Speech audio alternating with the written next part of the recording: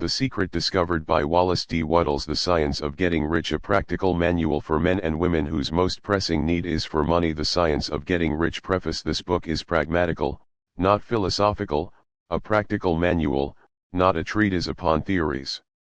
It is intended for the men and women whose most pressing need is for money, who wish to get rich first, and philosophize afterward. It is for those who have, so far, found neither the time, the means, nor the opportunity to go deeply into the study of metaphysics, but who want results and who are willing to take the conclusions of science as a basis for action, without going into all the processes by which those conclusions were reached. It is expected that the reader will take the fundamental statements upon faith, just as he would take statements concerning a law of electrical action if they were promulgated by a Marconi or an Edison, and, taking the statements upon faith, that he will prove their truth by acting upon them without fear or hesitation. Every man or woman who does this will certainly get rich, for the science herein applied is an exact science, and failure is impossible. For the benefit, however, of those who wish to investigate philosophical theories and so secure a logical basis for faith, I will here cite certain authorities. The monistic theory of the universe, the theory that one is all, and that all is one, that one substance manifests itself as the seeming many elements of the material world, is of Hindu origin, and has been gradually winning its way into the thought of the Western world for 200 years. It is the foundation of all the Oriental philosophies, and of those of Descartes, Spinoza, Leibniz, Schopenhauer, Hegel, and Emerson. The reader who would dig to the philosophical foundations of this is advised to read Hegel and Emerson for himself. In writing this book I have sacrificed all other considerations to plainness and simplicity of style, so that all might understand. The plan of action laid down herein was deduced from the www.obooko.com conclusions of philosophy. It has been thoroughly tested, and bears the supreme test of practical experiment. It works. If you wish to know how the conclusions were arrived at, read the writings of the authors mentioned above, and if you wish to reap the fruits of their philosophies in actual practice, read this book and do exactly as it tells you to do. The author LPS audiobook. Subscribe please to The Science of Getting Rich. Chapter 1. The Right to be Rich. Whatever may be said in praise of poverty, the fact remains that it is not possible to live a really complete or successful life unless one is rich. No man can rise to his greatest possible height in talent or soul development unless he has plenty of money, for to unfold the soul and to develop talent he must have many things to use, and he cannot have these things unless he has money to buy them with. A man develops in mind, soul, and body by making use of things, and society is so organized that man must have money in order to become the possessor of things. Therefore, the basis of all advancement for man must be the science of getting rich. The object of all life is development, and everything that lives has an inalienable right to all the development it is capable of attaining. Man's right to life means his right to have the free and unrestricted use of all the things which may be necessary to his fullest mental, spiritual, and physical unfoldment, or, in other words, his right to be rich. In this book, I shall not speak of riches in a figurative way. To be really rich does not mean to be satisfied or contented with a little. No man ought to be satisfied with a little if he is capable of using and enjoying more. The purpose of nature is the advancement and unfoldment of life, and every man should have all that can contribute to the power, elegance, beauty, and richness of life. To be content with less is sinful. The man who owns all he wants for the living of all the life he is capable of living is rich, and no man who has not plenty of money can have all he wants. Life has advanced so far, and become so complex, that even the most ordinary man or woman requires a great amount of wealth in order to live in a manner that even approaches completeness. Every person naturally www.obooko.com wants to become all that they are capable of becoming. This desire to realize innate possibilities is inherent in human nature. We cannot help wanting to be all that we can be. Success in life is becoming what you want to be. You can become what you want to be only by making use of things, and you can have the free use of things only as you become rich enough to buy them. To understand the science of getting rich is therefore the most essential of all knowledge. There is nothing wrong in wanting to get rich. The desire for riches is really the desire for a richer, fuller, and more abundant life, and that desire is praiseworthy. The man who does not desire to live more abundantly is abnormal, and so the man who does not desire to have money enough to buy all he wants is abnormal. There are three motives for which we live for the body, we live for the mind, we live for the soul. No one of these is better or holier than the other, all are alike desirable, and no one of the three, body, mind, or soul, can live fully if either of the others is cut short of full life and expression. It is not right or noble to live only for the soul and deny mind or body, and it is wrong to live for the intellect and deny body or soul. We are all acquainted with the loathsome consequences of living for the body and denying both mind and soul, and we see that real life means the complete expression of all that man can give forth through body, mind, and soul. Whatever he can say, no man can be really happy or satisfied unless his body is living fully in every function, and unless the same is true of his mind and his soul. Wherever there is unexpressed possibility, or function not performed, there is unsatisfied desire. Desire is possibility seeking expression, or function seeking performance. Man cannot live fully in body without good food, comfortable clothing, and warm shelter, and without freedom from excessive toil. Rest and recreation are also necessary to his physical life. For the science of getting rich, he cannot live fully in mind without books and time to study them, without opportunity for travel and observation, or without intellectual companionship.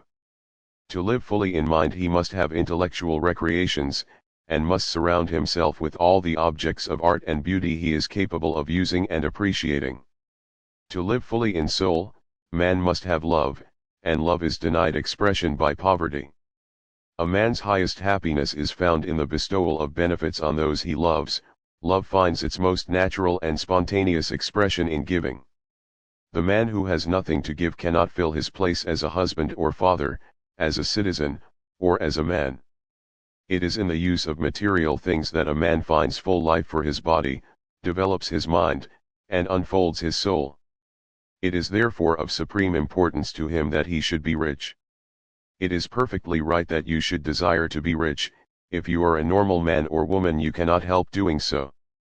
It is perfectly right that you should give your best attention to the science of getting rich, for it is the noblest and most necessary of all studies. If you neglect this study, you are derelict in your duty to yourself, to God and humanity, for you can render to God and humanity no greater service than to make the most of yourself.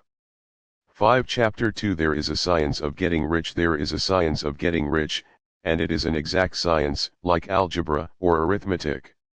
There are certain laws which govern the process of acquiring riches. Once these laws are learned and obeyed by any man, he will get rich with mathematical certainty. The ownership of money and property comes as a result of doing things in a certain way. Those who do things in this certain way, whether on purpose or accidentally, get rich, while those who do not do things in this certain way, no matter how hard they work or how able they are, remain poor. It is a natural law that like causes always produce like effects, and, therefore, any man or woman who learns to do things in this certain way will infallibly get rich.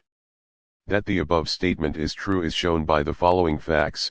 Getting rich is not a matter of environment, for, if it were, all the people in certain neighborhoods would become wealthy. The people of one city would all be rich, while those of other towns would all be poor, or the inhabitants of one state would roll in wealth, while those of an adjoining state would be in poverty. But everywhere we see rich and poor living side by side, in the same environment, and often engaged in the same vocations. When two men are in the same locality, and in the same business, and one gets rich while the other remains poor, it shows that getting rich is not, primarily, a matter of environment. Some environments may be more favorable than others, but when two men in the same business are in the same neighborhood, and one gets rich while the other fails, it indicates that getting rich is the result of doing things in a certain way. And further, the ability to do things in this certain way is not due solely to the possession of talent, for many people who have great talent remain poor, while others who have very little talent get rich. 6. The science of getting rich. Studying the people who have got rich, we find that they are an average lot in all respects, having no greater talents and abilities than other men. It is evident that they do not get rich because they possess talents and abilities that other men have not, but because they happen to do things in a certain way. Getting rich is not the result of saving, or thrift. Many very penurious people are poor, while free spenders often get rich. Nor is getting rich due to doing things which others fail to do, for two men in the same business often do almost exactly the same things, and one gets rich while the other remains poor or becomes bankrupt. From all these things, we must come to the conclusion that getting rich is the result of doing things in a certain way. If getting rich is the result of doing things in a certain way, and if like causes always produce like effects, then any man or woman who can do things in that way can become rich, and the whole matter is brought within the domain of exact science. The question arises here, whether this certain way may not be so difficult that only a few may follow it. This cannot be true, as we have seen, so far as natural ability is concerned. Talented people get rich, and blockheads get rich, intellectually brilliant people get rich, and very stupid people get rich, physically strong people get rich, and weak and sickly people get rich. Some degree of ability to think and understand is, of course, essential, but in so far natural ability is concerned, any man or woman who has sense enough to read and understand these words can certainly get rich. Also, we have seen that it is not a matter of environment. Location counts for something. One would not go to the heart of the Sahara and expect to do successful business. Getting rich involves the necessity of dealing with men, and of being where there are people to deal with, and if these people are inclined to deal in the way you want to deal, so much the better. But that is 7www.obooko.com about as far as environment goes. If anybody else in your town can get rich, so can you, and if anybody else in your state can get rich, so can you. Again, it is not a matter of choosing some particular business or profession. People get rich in every business, and in every profession, while their next-door neighbors in the same vocation remain in poverty. It is true that you will do best in a business which you like, and which is congenial to you, and if you have certain talents which are well developed, you will do best in a business which calls for the exercise of those talents. Also, you will do best in a business which is suited to your locality. An ice cream parlor would do better in a warm climate than in Greenland, and a salmon fishery will succeed better in the Northwest than in Florida, where there are no salmon. But, aside from these general limitations, getting rich is not dependent upon your engaging in some particular business, but upon your learning to do things in a certain way. If you are now in business, and anybody else in your locality is getting rich in the same business, while you are not getting rich, it is because you are not doing things in the same way that the other person is doing them. No one is prevented from getting rich by lack of capital. True, as you get capital the increase becomes more easy and rapid, but one who has capital is already rich, and does not need to consider how to become so. No matter how poor you may be, if you begin to do things in the certain way you will begin to get rich, and you will begin to have capital. The getting of capital is a part of the process of getting rich, and it is a part of the result which invariably follows the doing of things in the certain way. You may be the poorest man on the continent, and be deeply in debt. You may have neither friends, influence, nor resources, but if you begin to do things in this way, you must infallibly begin to aid the science of getting rich. Get rich, for like causes must produce like effects. If you have no capital, you can get capital. If you are in the wrong business, you can get into the right business. If you are in the wrong location, you can go to the right location, and you can do so by beginning in your present business and in your present location to do things in the certain way which causes success. 9. Chapter 3 is Opportunity Monopolized. No man is kept poor because opportunity has been taken away from him, because other people have monopolized the wealth, and have put a fence around it. You may be shut off from engaging in business in certain lines, but there are other channels open to you. Probably it would be hard for you to get control of any of the great railroad systems. That field is pretty well monopolized.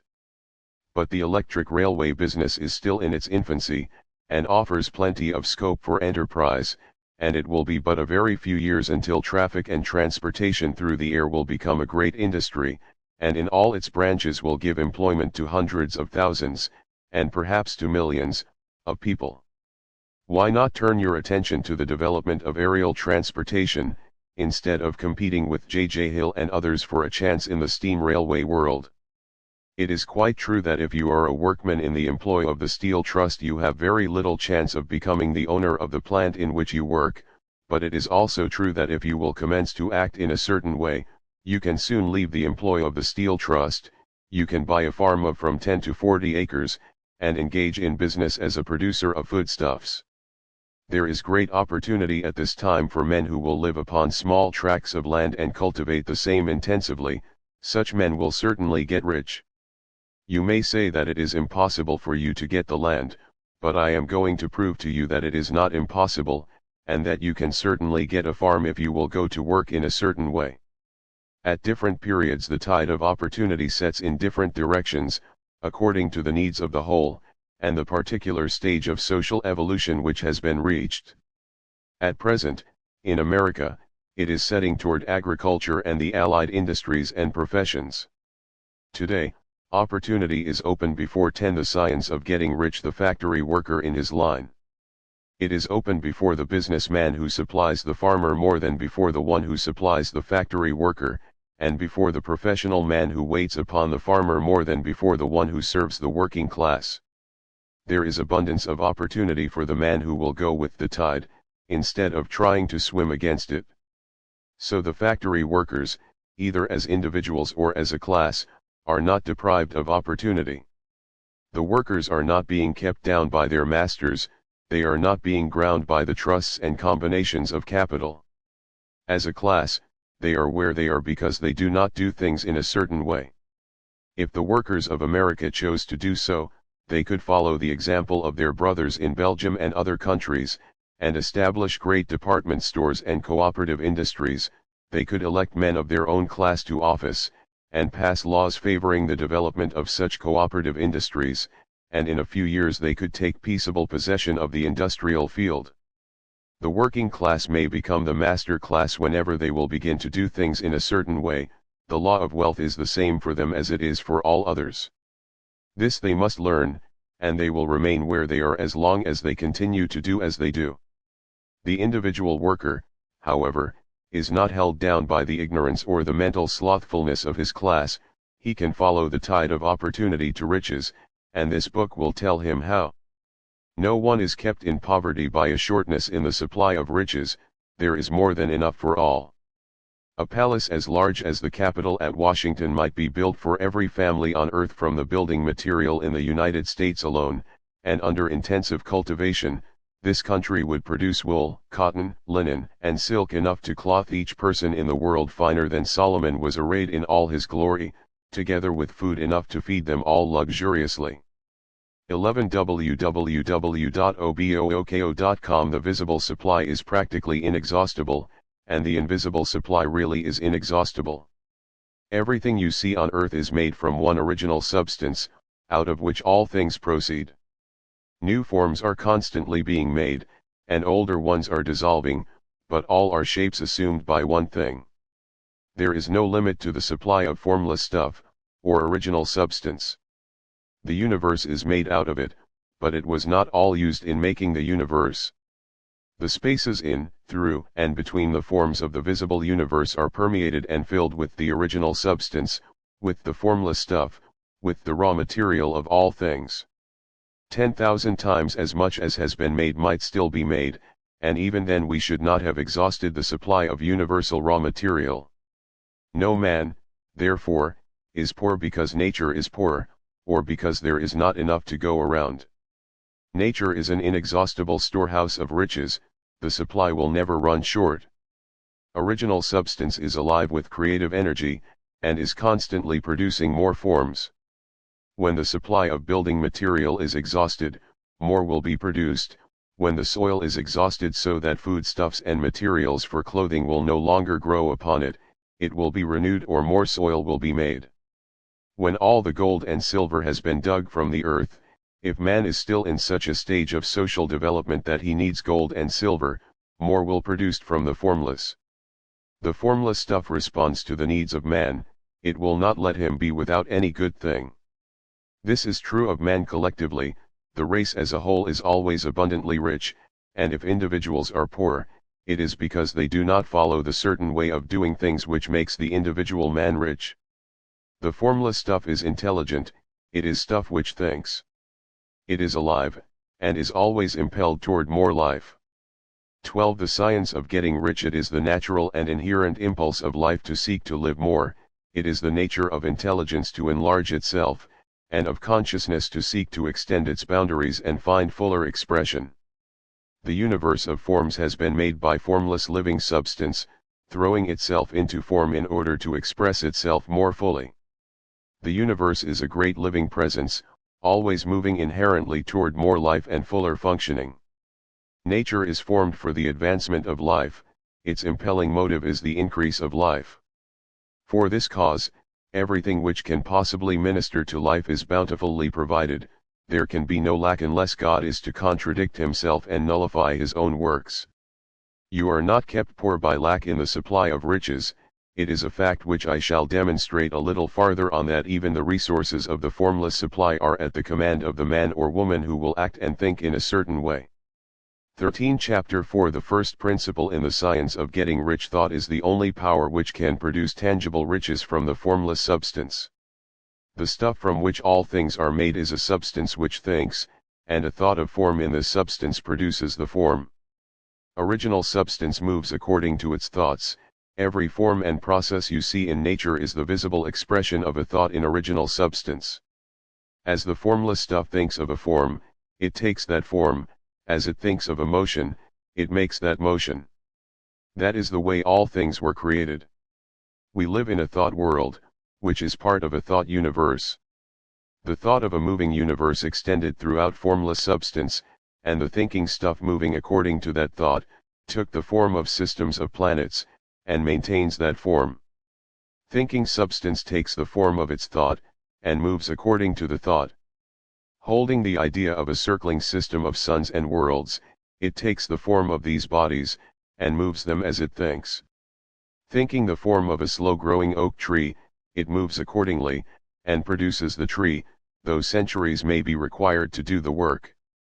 In creating, the formless seems to move according to the lines of motion it has established. The thought of an oak tree does not cause the instant formation of a full-grown tree, but it does start in motion the forces which will produce the tree, along established lines of growth. Every thought of form, held in thinking substance, causes the creation of the form, but always, or at least generally, along lines of growth and action already established. The thought of a house of a certain construction, if it were impressed upon formless substance, might not cause the instant formation of the house, but it would cause the turning of creative energies already working in trade and commerce into such channels as to result in the speedy building of the house. 14. The science of getting rich. And if there were no existing channels through which the creative energy could work, then the house would be formed directly from primal substance, without waiting for the slow processes of the organic and inorganic world. No thought of form can be impressed upon original substance without causing the creation of the form. Man is a thinking center, and can originate thought. All the forms that man fashions with his hands must first exist in his thought. He cannot shape a thing until he has thought that thing. And so far man has confined his efforts wholly to the work of his hands. He has applied manual labor to the world of forms, seeking to change or modify those already existing. He has never thought of trying to cause the creation of new forms by impressing his thoughts upon formless substance. When man has a thought form, he takes material from the forms of nature, and makes an image of the form which is in his mind. He has, so far, made little or no effort to cooperate with formless intelligence, to work with the Father. He has not dreamed that he can do what he seeth the Father doing. Man reshapes and modifies existing forms by manual labor. He has given no attention to the question whether he may not produce things from formless substance by communicating his thoughts to it. We propose to prove that he may do so, to prove that any man or woman may do so, and to show how. As our first step, we must lay down three fundamental propositions. First, we assert that there is one original formless stuff, or substance, from which all things are made. All the seemingly many elements are but different presentations of one element, all the many forms found in organic and inorganic nature are but different shapes, made from the same stuff. And this stuff is thinking stuff, a thought held in it produces the form of the thought. Thought, in thinking substance, produces shapes. Man is a thinking center, capable of original thought. If man can 15 www.obooko.com communicate his thought to original thinking substance, he can cause the creation, or formation, of the thing he thinks about. To summarize this, there is a thinking stuff from which all things are made, and which, in its original state, permeates, penetrates, and fills the interspaces of the universe. A thought, in this substance, produces the thing that is imaged by the thought. Man can form things in his thought, and, by impressing his thought upon formless substance, can cause the thing he thinks about to be created. It may be asked if I can prove these statements, and without going into details, I answer that I can do so, both by logic and experience. Reasoning back from the phenomena of form and thought, I come to one original thinking substance, and reasoning forward from this thinking substance, I come to man's power to cause the formation of the thing he thinks about. And by experiment, I find the reasoning true, and this is my strongest proof. If one man who reads this book gets rich by doing what it tells him to do, that is evidence in support of my claim, but if every man who does what it tells him to do gets rich, that is positive proof until someone goes through the process and fails. The theory is true until the process fails, and this process will not fail, for every man who does exactly what this book tells him to do will get rich.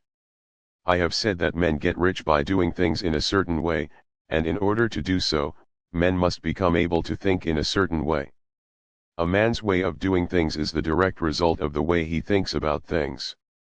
To do things in a way you want to do them, you will have to 16 the science of getting rich acquire the ability to think the way you want to think.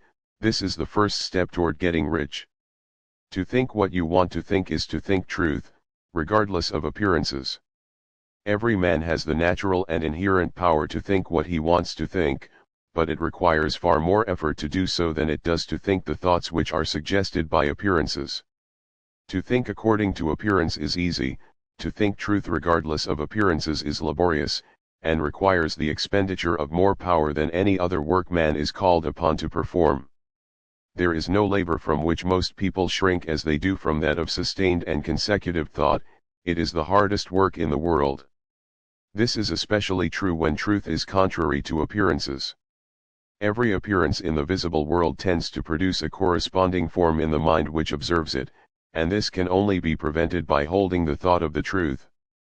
To look upon the appearance of disease will produce the form of disease in your own mind, and ultimately in your body, unless you hold the thought of the truth, which is that there is no disease, it is only an appearance, and the reality is health. To look upon the appearances of poverty will produce corresponding forms in your own mind, unless you hold to the truth that there is no poverty, there is only abundance. To think health when surrounded by the appearances of disease, or to think riches when in the midst of appearances of poverty, requires power, but he who acquires this power becomes a mastermind. He can conquer fate, he can have what he wants. This power can only be acquired by getting hold of the basic fact which is behind all appearances, and that fact is that there is one thinking substance, from which and by which all things are made. 17 www.obooko.com Then we must grasp the truth that every thought held in this substance becomes a form, and that man can so impress his thoughts upon it as to cause them to take form and become visible things. When we realize this, we lose all doubt and fear, for we know that we can create what we want to create, we can get what we want to have, and can become what we want to be. As a first step toward getting rich, you must believe the three fundamental statements given previously in this chapter, and in order to emphasize them, I repeat them here. There is a thinking stuff from which all things are made, and which, in its original state, permeates, penetrates, and fills the interspaces of the universe. A thought, in this substance, produces the thing that is imaged by the thought. Man can form things in his thought, and, by impressing his thought upon formless substance, can cause the thing he thinks about to be created. You must lay aside all other concepts of the universe than this monistic one, and you must dwell upon this until it is fixed in your mind, and has become your habitual thought. Read these creed statements over and over again, fix every word upon your memory, and meditate upon them until you firmly believe what they say. If a doubt comes to you, cast it aside as a sin. Do not listen to arguments against this idea, do not go to churches or lectures where a contrary concept of things is taught or preached. Do not read magazines or books which teach a different idea. If you get mixed up in your faith, all your efforts will be in vain. Do not ask why these things are true, nor speculate as to how they can be true, simply take them on trust. The science of getting rich begins with the absolute acceptance of this faith. LPS audiobook subscribe please. 18 Chapter 5 Increasing Life. You must get rid of the last vestige of the old idea that there is a deity whose will it is that you should be poor, or whose purposes may be served by keeping you in poverty. The intelligent substance which is all, and in all, and which lives in all and lives in you, is a consciously living substance. Being a consciously living substance, it must have the nature and inherent desire of every living intelligence for increase of life. Every living thing must continually seek for the enlargement of its life, because life, in the mere act of living, must increase itself. A seed, dropped into the ground, springs into activity, and in the act of living produces 100 more seeds. Life, by living, multiplies itself. It is forever becoming more, it must do so, if it continues to be at all. Intelligence is under this same necessity for continuous increase. Every thought we think makes it necessary for us to think another thought. Consciousness is continually expanding. Every fact we learn leads us to the learning of another fact. Knowledge is continually increasing. Every talent we cultivate brings to the mind the desire to cultivate another talent. We are subject to the urge of life, seeking expression, which ever drives us on to know more, to do more, and to be more. In order to know more, do more, and be more we must have more, we must have things to use, for we learn, and do, and become, only by using things. We must get rich, so that we can live more. The desire for riches is simply the capacity for larger life-seeking fulfillment. Every desire is the effort of an unexpressed possibility to come into action. It is power seeking to manifest which causes desire. That which makes you want more money is the same as that which makes the plant grow. It is life, seeking fuller expression. 19 www.obooko.com The one living substance must be subject to this inherent law of all life. It is permeated with the desire to live more, that is why it is under the necessity of creating things. The one substance desires to live more in you, hence it wants you to have all the things you can use. It is the desire of God that you should get rich. He wants you to get rich because he can express himself better through you if you have plenty of things to use in giving him expression. He can live more in you if you have unlimited command of the means of life. The universe desires you to have everything you want to have. Nature is friendly to your plans. Everything is naturally for you. Make up your mind that this is true. It is essential, however, that your purpose should harmonize with the purpose that is in all. You must want real life, not mere pleasure of sensual gratification. Life is the performance of function, and the individual really lives only when he performs every function, physical, mental, and spiritual, of which he is capable, without excess in any. You do not want to get rich in order to live swinishly, for the gratification of animal desires. That is not life. But the performance of every physical function is a part of life, and no one lives completely who denies the impulses of the body a normal and healthful expression. You do not want to get rich solely to enjoy mental pleasures, to get knowledge, to gratify ambition, to outshine others, to be famous. All these are a legitimate part of life, but the man who lives for the pleasures of the intellect alone will only have a partial life, and he will never be satisfied with his lot. You do not want to get rich solely for the good of others, to lose yourself for the salvation of mankind, to experience the joys. 20 The science of getting rich, of philanthropy and sacrifice. The joys of the soul are only a part of life, and they are no better or nobler than any other part. You want to get rich in order that you may eat, drink, and be merry when it is time to do these things, in order that you may surround yourself with beautiful things, see distant lands, feed your mind, and develop your intellect, in order that you may love men and do kind things, and be able to play a good part in helping the world to find truth. But remember that extreme altruism is no better and no nobler than extreme selfishness, both are mistakes. Get rid of the idea that God wants you to sacrifice yourself for others, and that you can secure His favor by doing so. God requires nothing of the kind. What He wants is that you should make the most of yourself, for yourself, and for others, and you can help others more by making the most of yourself than in any other way. You can make the most of yourself only by getting rich, so it is right and praiseworthy that you should give your first and best thought to the work of acquiring wealth. Remember, however, that the desire of substance is for all, and its movements must be for more life to all. It cannot be made to work for less life to any, because it is equally in all, seeking riches and life. Intelligent substance will make things for you, but it will not take things away from someone else and give them to you. You must get rid of the thought of competition. You are to create, not to compete for what is already created.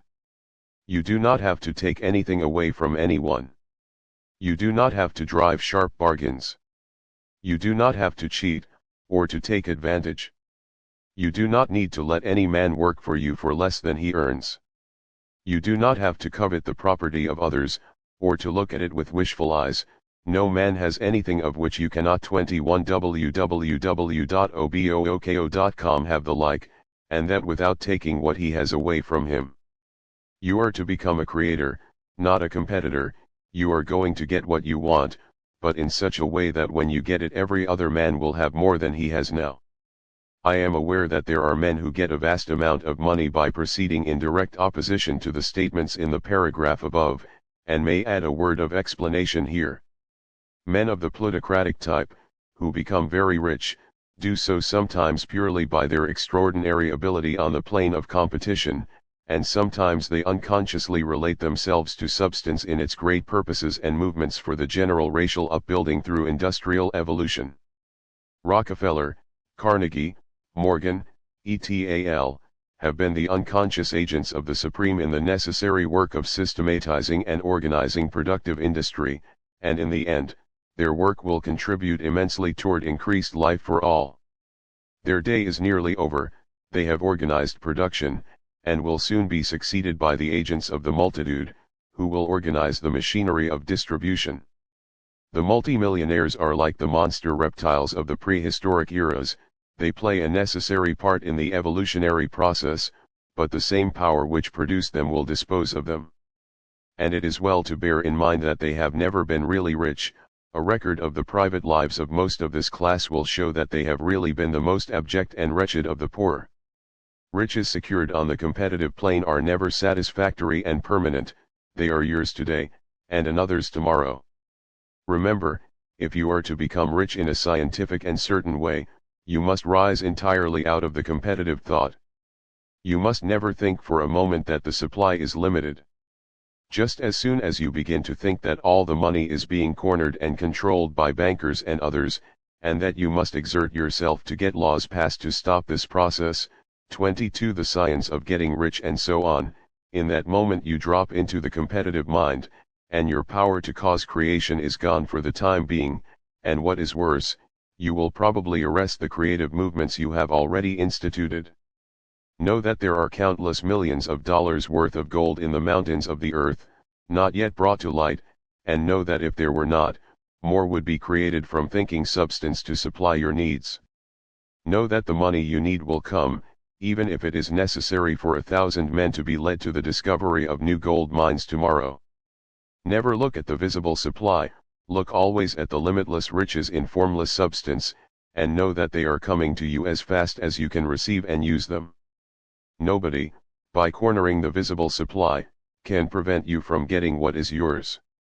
So never allow yourself to think for an instant that all the best building spots will be taken before you get ready to build your house, unless you hurry. Never worry about the trusts and combines, and get anxious for fear they will soon come to own the whole earth. Never get afraid that you will lose what you want because some other person beats you to it. That cannot possibly happen. You are not seeking anything that is possessed by anybody else, you are causing what you want to be created from formless substance, and the supply is without limits. Stick to the formulated statement there is a thinking stuff from which all things are made, and which, in its original state, permeates, penetrates, and fills the interspaces of the universe. A thought, in this substance, produces the thing that is imaged by the thought. Man can form things in his thought, and, by impressing his thought upon formless substance, can cause the thing he thinks about to be created. LPS audiobook subscribe please. 23 Chapter 6 How riches come to you. When I say that you do not have to drive sharp bargains, I do not mean that you do not have to drive any bargains at all, or that you are above the necessity for having any dealings with your fellow men. I mean that you will not need to deal with them unfairly. You do not have to get something for nothing, but can give to every man more than you take from him. You cannot give every man more in cash market value than you take from him, but you can give him more in use value than the cash value of the thing you take from him. The paper, ink, and other material in this book may not be worth the money you pay for it, but if the ideas suggested by it bring you thousands of dollars, you have not been wronged by those who sold it to you. They have given you a great use value for a small cash value. Let us suppose that I own a picture by one of the great artists, which, in any civilized community, is worth thousands of dollars. I take it to Baffin Bay, and by salesmanship induce an Eskimo to give a bundle of furs worth $500 for it. I have really wronged him, for he has no use for the picture, it has no use value to him, it will not add to his life. But suppose I give him a gun worth $50 for his furs, then he has made a good bargain. He has use for the gun, it will get him many more furs and much food, it will add to his life in every way, it will make him rich. When you rise from the competitive to the creative plane, you can scan your business transactions very strictly, and if you are selling any man anything which does not add more to his life than the thing he give you in exchange, you can afford to stop it. You do not have to beat anybody in business. And if you are in a business which does beat people, get out of it at once. Give every man more in use value than you take from him in cash value, then you are adding to the life of the world by every 24 the science of getting rich business transaction. If you have people working for you, you must take from them more in cash value than you pay them in wages, but you can so organize your business that it will be filled with the principle of advancement, and so that each employee who wishes to do so may advance a little every day. You can make your business do for your employees what this book is doing for you. You can so conduct your business that it will be a sort of ladder, by which every employee who will take the trouble may climb to riches himself, and given the opportunity, if he will not do so it is not your fault. And finally, because you are to cause the creation of your riches from formless substance which permeates all your environment, it does not follow that they are to take shape from the atmosphere and come into being before your eyes. If you want a sewing machine, for instance, I do not mean to tell you that you are to impress the thought of a sewing machine on thinking substance until the machine is formed without hands, in the room where you sit, or elsewhere. But if you want a sewing machine, hold the mental image of it with the most positive certainty that it is being made, or is on its way to you. After once forming the thought, have the most absolute and unquestioning faith that the sewing machine is coming, never think of it, or speak of it, in any other way than as being sure to arrive. Claim it as already yours. It will be brought to you by the power of the Supreme Intelligence, acting upon the minds of men. If you live in Maine, it may be that a man will be brought from Texas or Japan to engage in some transaction which will result in your getting what you want. If so, the whole matter will be as much to that man's advantage as it is to yours. Do not forget for a moment that the thinking substance is 25 www.obooko.com through all, in all, communicating with all, and can influence all. The desire of thinking substance for fuller life and better living has caused the creation of all the sewing machines already made, and it can cause the creation of millions more, and will, whenever men set it in motion by desire and faith, and by acting in a certain way. You can certainly have a sewing machine in your house, and it is just as certain that you can have any other thing or things which you want, and which you will use for the advancement of your own life and the lives of others. You need not hesitate about asking largely, it is your Father's pleasure to give you the kingdom, said Jesus. Original substance wants to live all that is possible in you, and wants you to have all that you can or will use for the living of the most abundant life. If you fix upon your consciousness the fact that the desire you feel for the possession of riches is one with the desire of omnipotence for more complete expression, your faith becomes invincible. Once I saw a little boy sitting at a piano, and vainly trying to bring harmony out of the keys, and I saw that he was grieved and provoked by his inability to play real music. I asked him the cause of his vexation, and he answered, I can feel the music in me, but I can't make my hands go right. The music in him was the urge of original substance, containing all the possibilities of all life, all that there is of music was seeking expression through the child. God, the one substance, is trying to live and do and enjoy things through humanity. He is saying, I want hands to build wonderful structures, to play divine harmonies, to paint glorious pictures, I want feet to run my errands, eyes to see my beauties, tongues to tell mighty truths and to sing marvelous songs, and so on. 26. The science of getting rich. All that there is of possibility is seeking expression through men. God wants those who can play music to have pianos and every other instrument, and to have the means to cultivate their talents to the fullest extent. He wants those who can appreciate beauty to be able to surround themselves with beautiful things.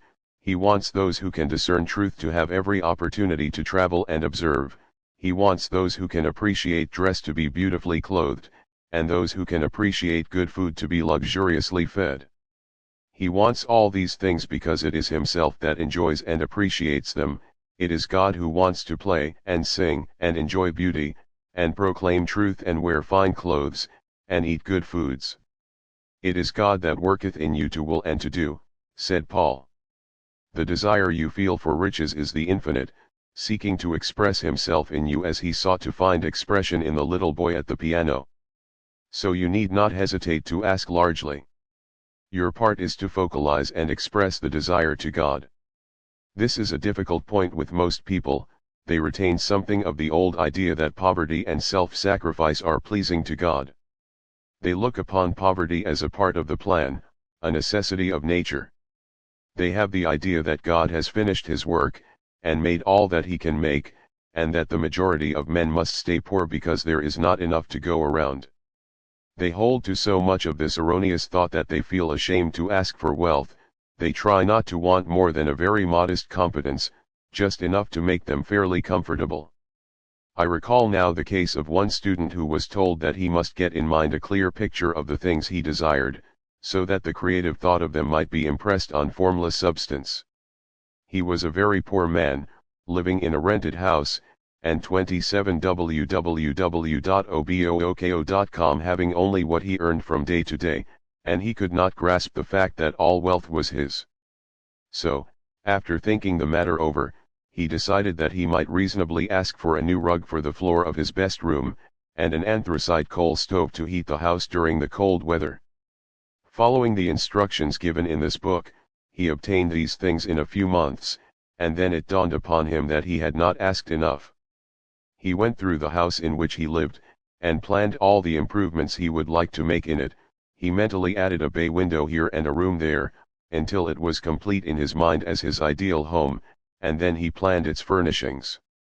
Holding the whole picture in his mind, he began living in the certain way, and moving toward what he wanted, and he owns the house now, and is rebuilding it after the form of his mental image.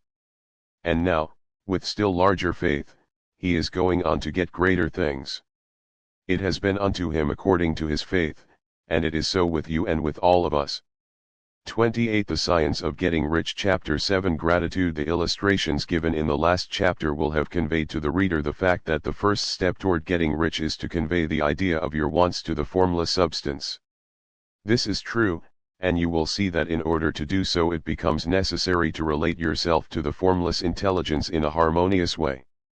To secure this harmonious relation is a matter of such primary and vital importance that I shall give some space to its discussion here, and give you instructions which, if you will follow them, will be certain to bring you into perfect unity of mind with God. The whole process of mental adjustment and atonement can be summed up in one word: gratitude. First, you believe that there is one intelligent substance, from which all things proceed. Second, you believe that this substance gives you everything you desire, and third, you relate yourself to it by a feeling of deep and profound gratitude.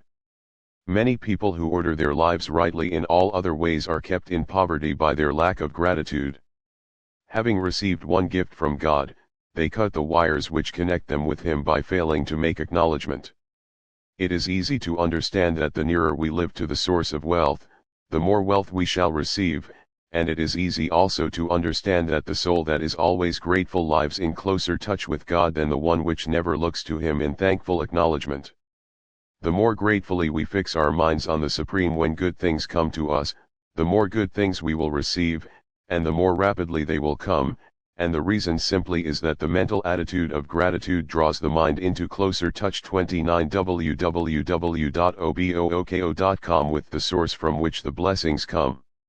If it is a new thought to you that gratitude brings your whole mind into closer harmony with the creative energies of the universe, consider it well, and you will see that it is true. The good things you already have come to you along the line of obedience to certain laws. Gratitude will lead your mind out along the ways by which things come, and it will keep you in close harmony with creative thought and prevent you from falling into competitive thought.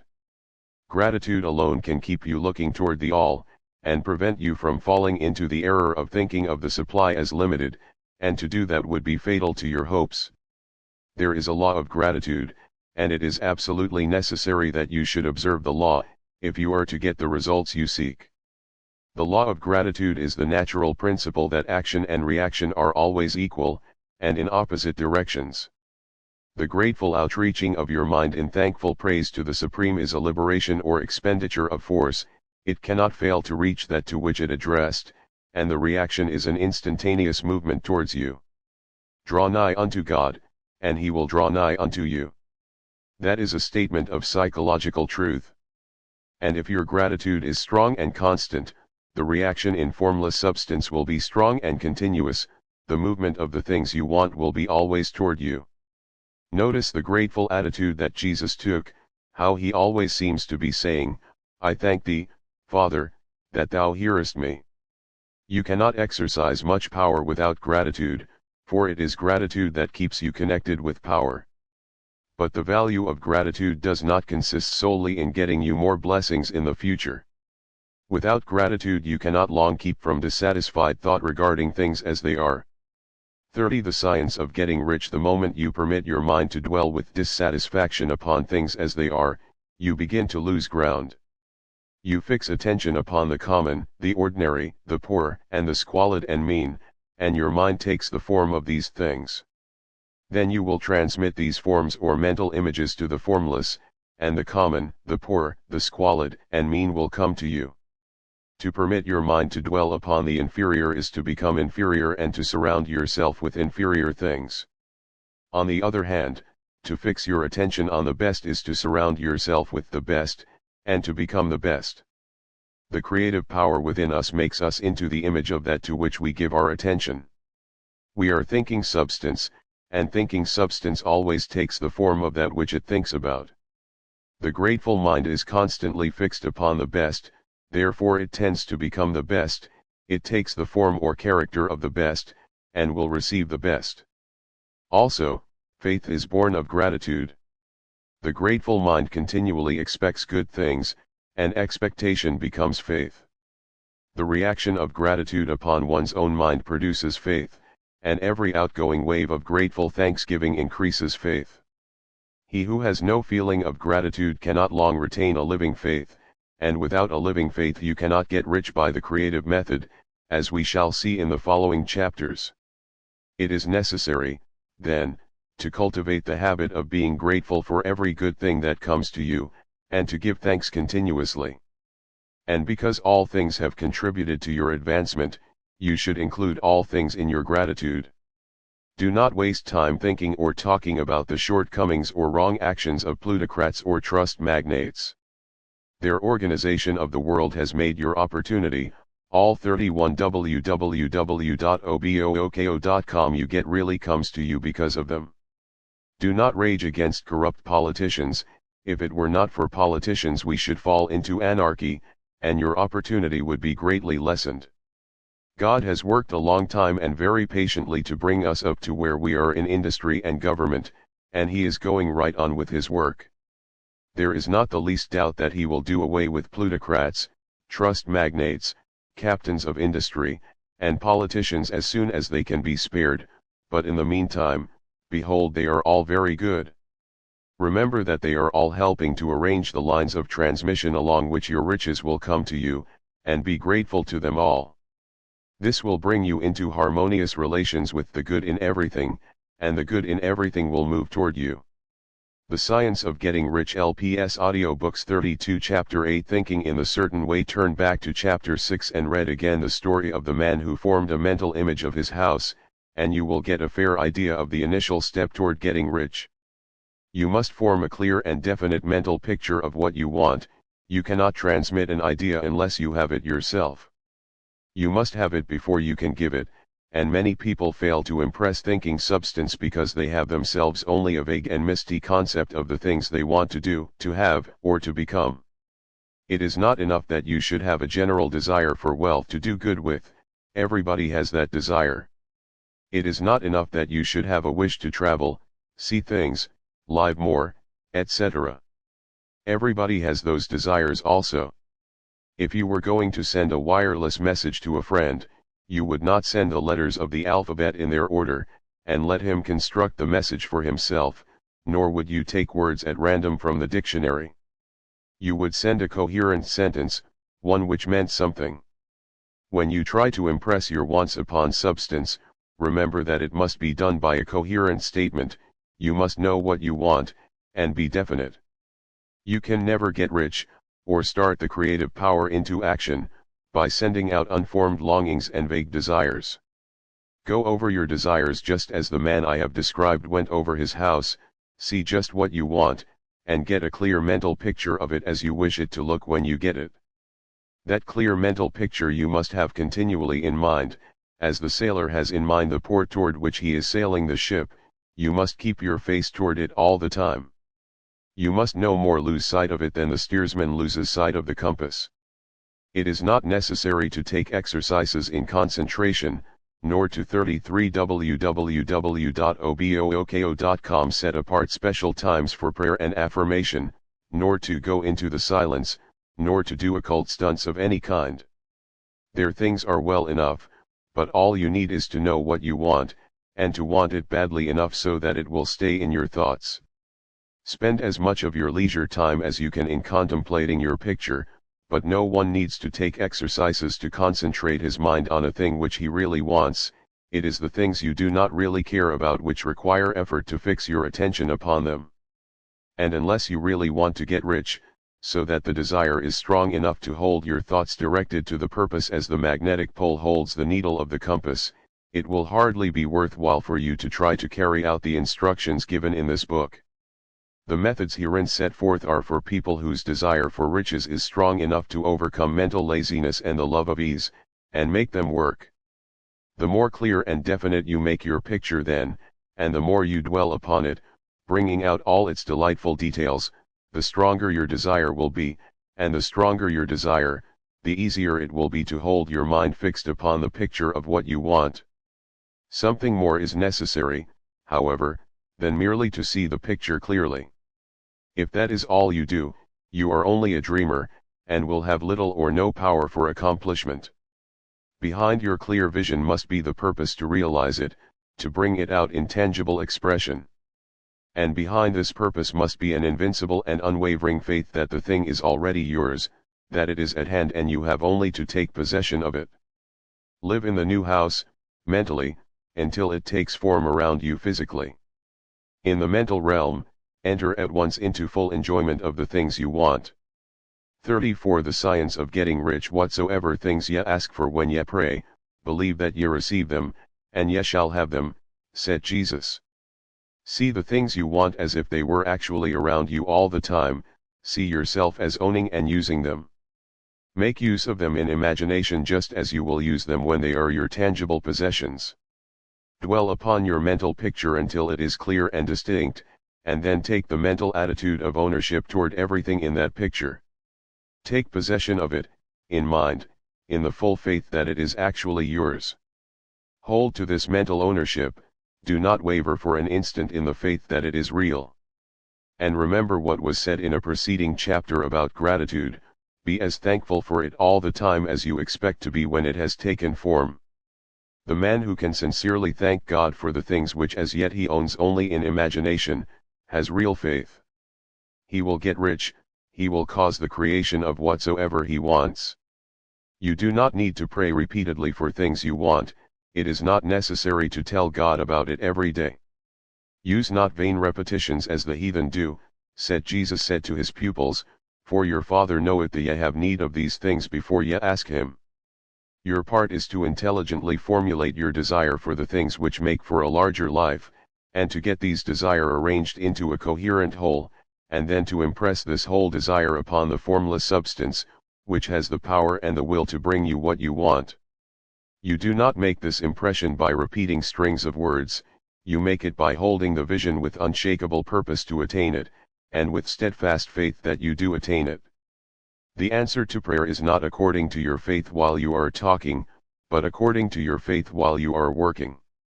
35 www.obooko.com You cannot impress the mind of God by having a special Sabbath day set apart to tell him what you want, and the forgetting him during the rest of the week. You cannot impress him by having special hours to go into your closet and pray, if you then dismiss the matter from your mind until the hour of prayer comes again. Oral prayer is well enough, and has its effect, especially upon yourself, in clarifying your vision and strengthening your faith, but it is not your oral petitions which get you what you want. In order to get rich you do not need a sweet hour of prayer, you need to pray without ceasing. And by prayer I mean holding steadily to your vision, with the purpose to cause its creation into solid form, and the faith that you are doing so. Believe that you receive them. The whole matter turns on receiving, once you have clearly formed your vision. When you have formed it, it is well to make an oral statement, addressing the Supreme in reverent prayer, and from that moment you must, in mind, receive what you ask for. Live in the new house, wear the fine clothes, ride in the automobile, go on the journey, and confidently plan for greater journeys. Think and speak of all the things you have asked for in terms of actual present ownership. Imagine an environment, and a financial condition exactly as you want them, and live all the time in that imaginary environment and financial condition. Mind, however, that you do not do this as a mere dreamer and castle builder, hold to the faith that the imaginary is being realized, and to the purpose to realize it. Remember that it is faith and purpose in the use of the imagination which make the difference between the scientist and the dreamer. And having learned this fact, it is here that you must learn the proper use of the will. 36 Chapter 9 How to use the will to set about getting rich in a scientific way. You do not try to apply your willpower to anything outside of yourself. You have no right to do so, anyway. It is wrong to apply your will to other men and women, in order to get them to do what you wish done. It is as flagrantly wrong to coerce people by mental power as it is to coerce them by physical power. If compelling people by physical force to do things for you reduces them to slavery, compelling them by mental means accomplishes exactly the same thing, the only difference is in methods. If taking things from people by physical force is robbery, then taking things by mental force is robbery also, there is no difference in principle. You have no right to use your willpower upon another person, even for his own good, for you do not know what is for his good. The science of getting rich does not require you to apply power or force to any other person, in any way whatsoever. There is not the slightest necessity for doing so. Indeed, any attempt to use your will upon others will only tend to defeat your purpose. You do not need to apply your will to things, in order to compel them to come to you. That would simply be trying to coerce God, and would be foolish and useless, as well as irreverent. You do not have to compel God to give you good things, any more than you have to use your willpower to make the sun rise. You do not have to use your willpower to conquer an unfriendly deity, or to make stubborn and rebellious forces do your bidding. Substance is friendly to you, and is more anxious to give you what you want than you are to get it. To get rich, you need only to use your willpower upon yourself. 37 www.obooko.com. When you know what to think and do, then you must use your will to compel yourself to think and do the right things. That is the legitimate use of the will in getting what you want, to use it in holding yourself to the right course. Use your will to keep yourself thinking and acting in the certain way. Do not try to project your will, or your thoughts, or your mind out into space, to act on things or people. Keep your mind at home, it can accomplish more there than elsewhere. Use your mind to form a mental image of what you want, and to hold that vision with faith and purpose, and use your will to keep your mind working in the right way. The more steady and continuous your faith and purpose, the more rapidly you will get rich, because you will make only positive impressions upon substance, and you will not neutralize or offset them by negative impressions. The picture of your desires, held with faith and purpose, is taken up by the formless, and permeates it to great distances throughout the universe, for all I know.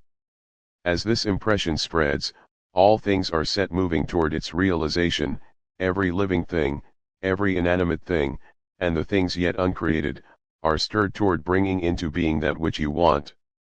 All force begins to be exerted in that direction, all things begin to move toward you. The minds of people, everywhere, are influenced toward doing the things necessary to the fulfilling of your desires, and they work for you, unconsciously. But you can check all this by starting a negative impression in the formless substance. Doubt or unbelief is as certain to start a movement away from you as faith and purpose are to start one toward you. It is by not understanding this that most people who try to make use of mental science in getting rich make their failure.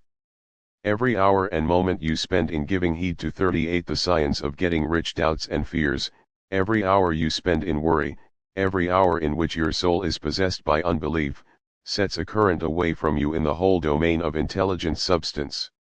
All the promises are unto them that believe, and unto them only. Notice how insistent Jesus was upon this point of belief, and now you know the reason why. Since belief is all important, it behooves you to guard your thoughts, and as your beliefs will be shaped to a very great extent by the things you observe and think about, it is important that you should command your attention. And here the will comes into use, for it is by your will that you determine upon what things your attention shall be fixed. If you want to become rich, you must not make a study of poverty. Things are not brought into being by thinking about their opposites. Health is never to be attained by studying disease and thinking about disease, righteousness is not to be promoted by studying sin and thinking about sin, and no one ever got rich by studying poverty and thinking about poverty. Medicine as a science of disease has increased disease, religion as a science of sin has promoted sin, and economics as a study of poverty will fill the world with wretchedness and want. Do not talk about poverty, do not investigate it, or concern yourself with it. Never mind what its causes are, you have nothing to do with them. What concerns you is the cure. Do not spend your time in charitable work, or charity movements, all charity only tends to perpetuate the wretchedness it aims to eradicate. I do not say that you should be hard-hearted or unkind, and refuse to hear the cry of need, but you must not try to eradicate poverty in any of the conventional ways. Put poverty behind you, and put all that pertains to it behind you, and make good. 39 www.obooko.com. Get rich, that is the best way you can help the poor. And you cannot hold the mental image which is to make you rich if you fill your mind with pictures of poverty. Do not read books or papers which give circumstantial accounts of the wretchedness of the tenement dwellers, of the horrors of child labor, and so on. Do not read anything which fills your mind with gloomy images of want and suffering. You cannot help the poor in the least by knowing about these things, and the widespread knowledge of them does not tend at all to do away with poverty. What tends to do away with poverty is not the getting of pictures of poverty into your mind, but getting pictures of wealth into the minds of the poor. You are not deserting the poor in their misery when you refuse to allow your mind to be filled with pictures of that misery. Poverty can be done away with, not by increasing the number of well-to-do people who think about poverty, but by increasing the number of poor people who purpose with faith to get rich. The poor do not need charity, they need inspiration. Charity only sends them a loaf of bread to keep them alive in their wretchedness, or gives them an entertainment to make them forget for an hour or two, but inspiration will cause them to rise out of their misery.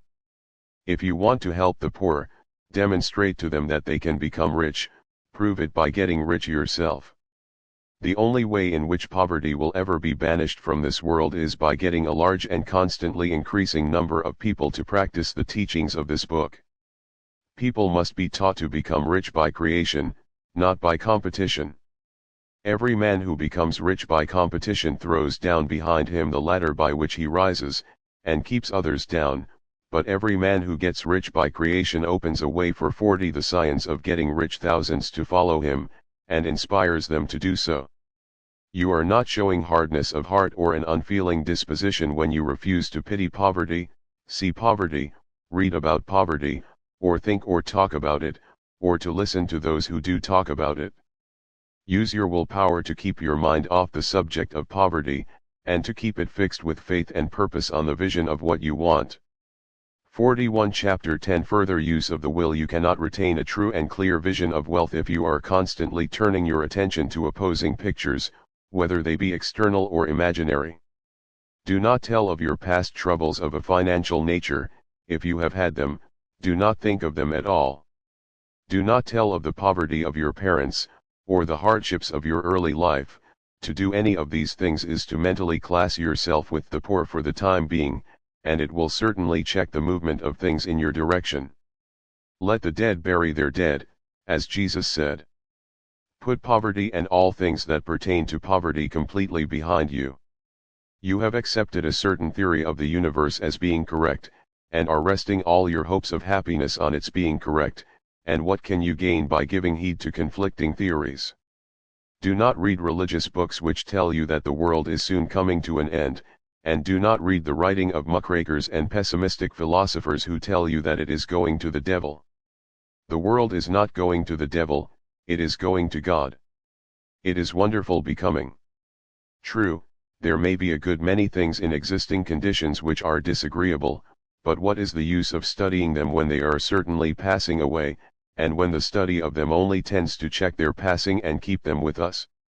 Why give time and attention to things which are being removed by evolutionary growth, when you can hasten their removal only by promoting the evolutionary growth as far as your part of it goes?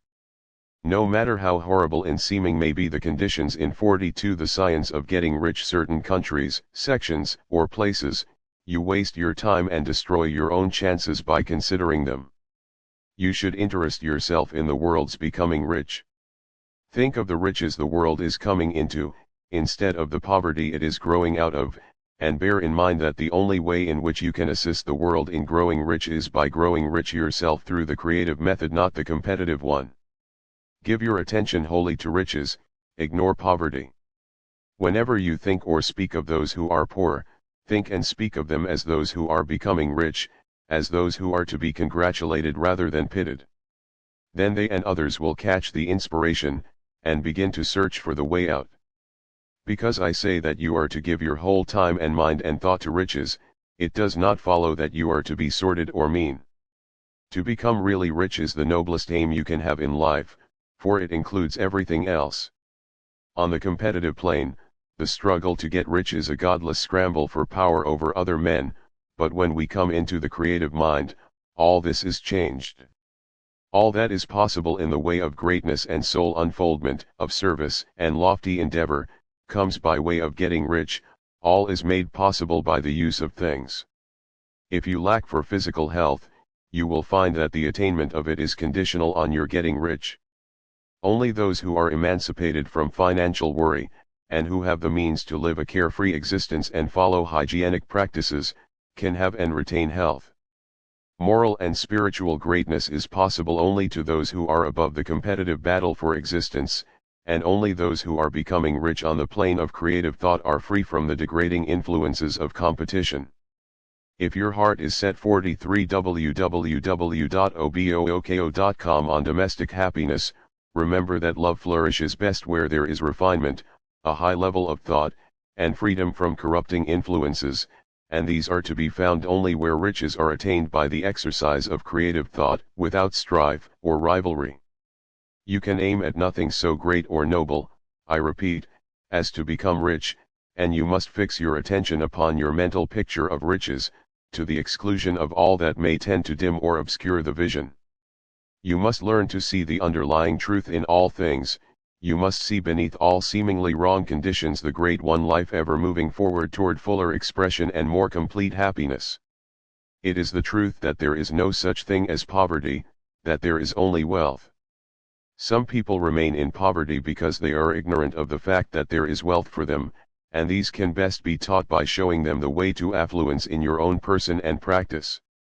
Others are poor because, while they feel that there is a way out, they are too intellectually indolent to put forth the mental effort necessary to find that way and by travel it, and for these the very best thing you can do is to arouse their desire by showing them the happiness that comes from being rightly rich.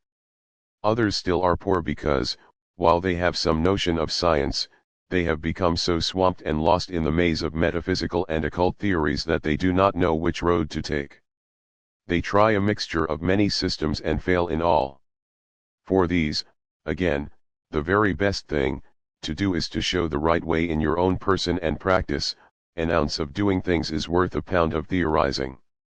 The very best thing you can do for the whole world is to make the most of yourself.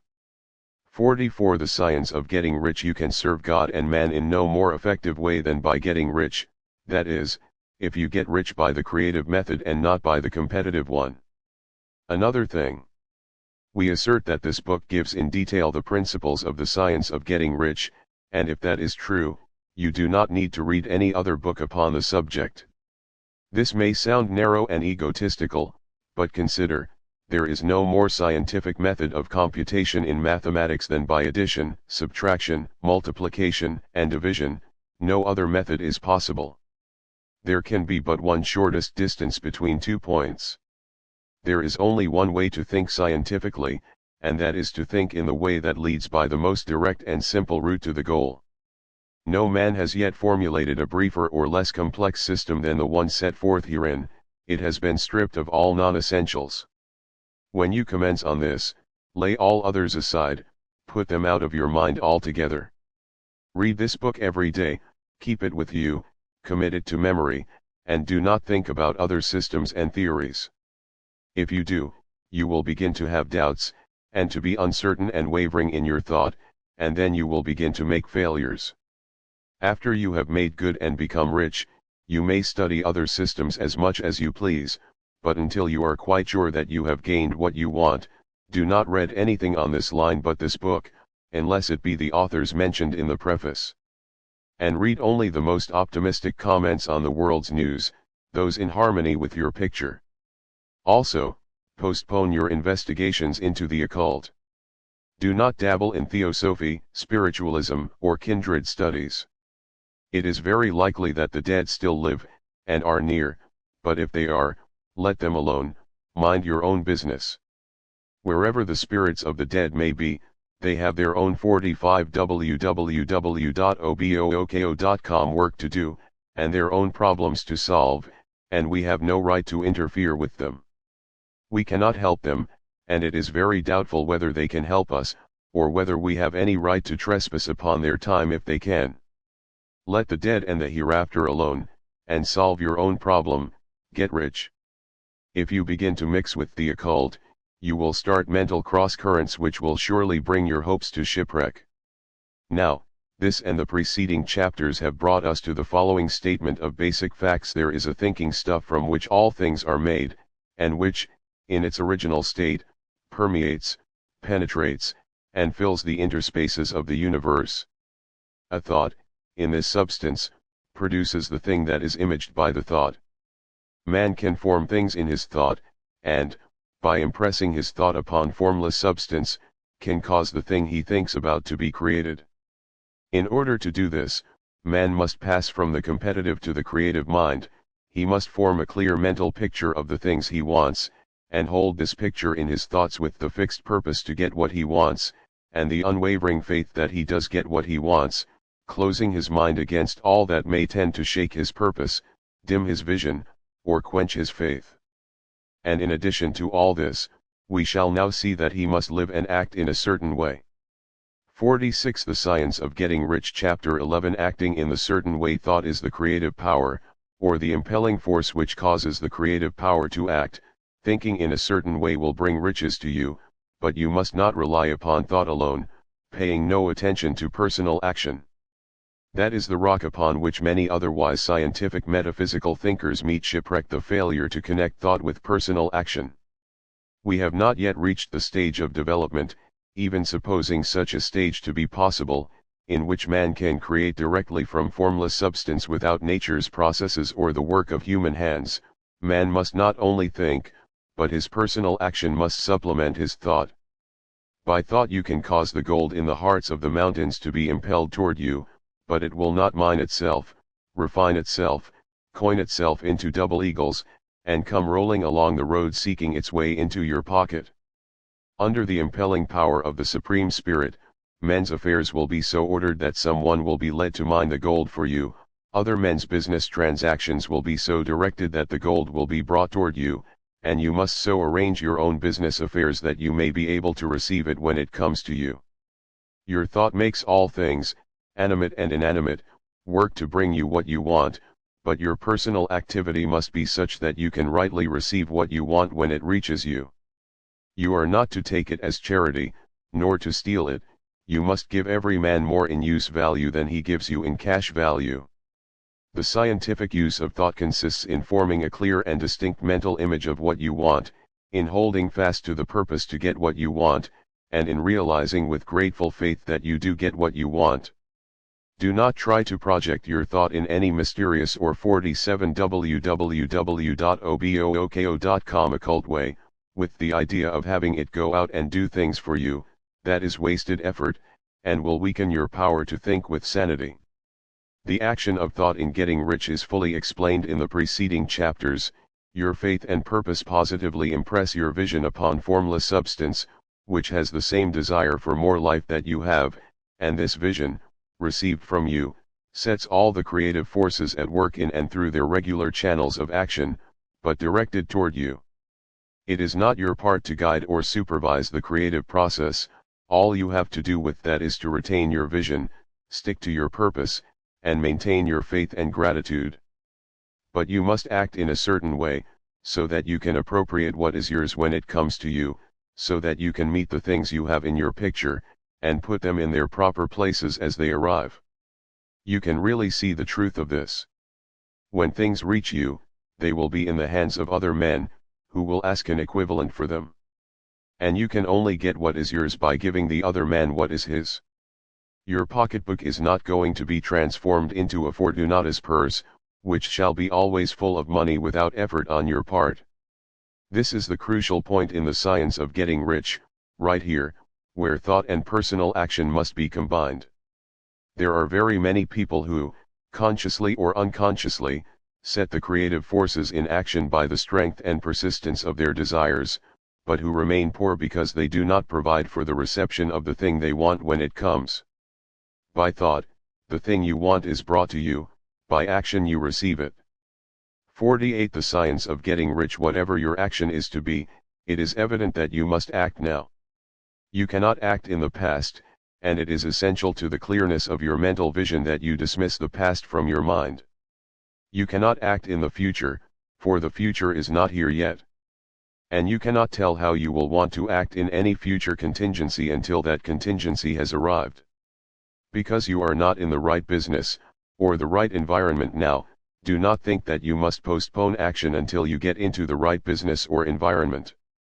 And do not spend time in the present taking thought as to the best course in possible future emergencies. Have faith in your ability to meet any emergency when it arrives. If you act in the present with your mind on the future, your present action will be with a divided mind, and will not be effective. Put your whole mind into present action. Do not give your creative impulse to original substance, and then sit down and wait for results. If you do, you will never get them. Act now. There is never any time but now, and there never will be any time but now. If you are ever to begin to make ready for the reception of what you want, you must begin now. And your action, whatever it is, must most likely be in your present business or employment, and must be upon the persons and things in your present environment. You cannot act where you are not, you cannot act where you have been, and you cannot act where you are going to be. You can act only where you are. Do not bother as to whether yesterday's work was well done or ill done. Do today's work well.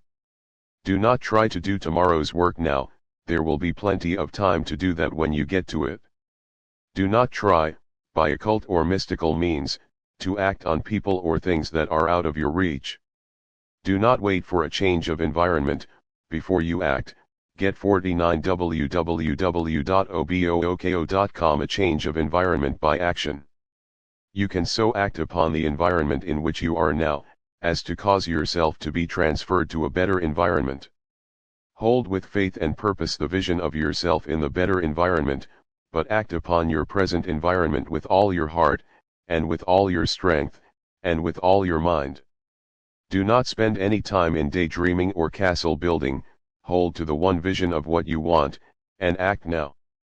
Do not cast about seeking some new thing to do, or some strange, unusual, or remarkable action to perform as a first step toward getting rich. It is probable that your actions, at least for some time to come, will be those you have been performing for some time past, but you are to begin now to perform these actions in the certain way, which will surely make you rich. If you are engaged in some business, and feel that it is not the right one for you, do not wait until you get into the right business before you begin to act. Do not feel discouraged, or sit down and lament because you are misplaced. No man was ever so misplaced but that he could not find the right place, and no man ever became so involved in the wrong business but that he could get into the right business. Hold the vision of yourself in the right business, with the purpose to get into it, and the faith that you will get into it, and are getting into it, but act in your present business. Use your present business as the means of getting a better one, and use your present environment as the means of getting into a better one. Your vision of the right business, if held with faith and purpose, will cause the Supreme to move the right business toward you, and your action, if performed in the certain way, will cause you to move toward the business. If you are an employee, or wage earner, and feel that you must change places in order to get what you want, do not project your thought into space and rely upon it to get you 50. The science of getting rich another job. It will probably fail to do so. Hold the vision of yourself in the job you want, while you act with faith and purpose on the job you have, and you will certainly get the job you want.